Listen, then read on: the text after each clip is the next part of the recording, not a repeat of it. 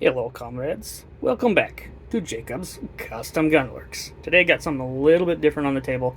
This is a Traditions 50 caliber Flintlock pirate pistol that I picked up here several years ago when I was starting to get introduced to percussion firearms, percussion guns, and flintlock guns.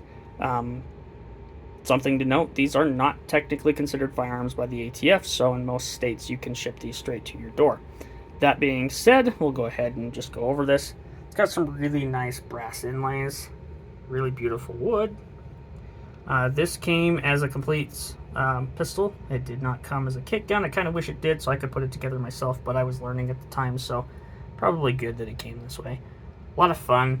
These have skyrocketed in price over the years. I think I paid like $180 for this back in the day. So, a couple of things I've done to it. You can see my little bit of sandpaper that's wedged in between my flint there. I was kind of a dummy.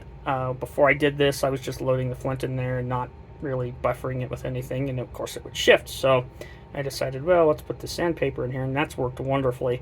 You can see where I've torqued on that screw quite a bit, and yeah, that was the fix. Of course, I could have just done Loctite and been done away with it, but it works pretty well.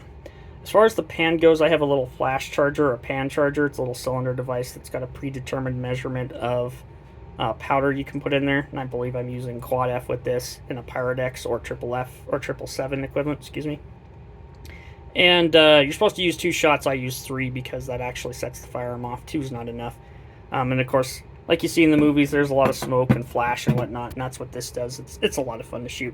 The only thing that sucks about these is after about 8 to 10 shots, you are cleaning it. So I'm going to tell you, full disclaimer, I got told when I first started this to use a mild detergent and water, soap and water. I'm going to tell you, no, don't do that. A lot of the percussion cap guns that I have seen cleaned in that mannerism, if they are not completely dried out, will rust, so don't do that. That powder can be harsh, so don't.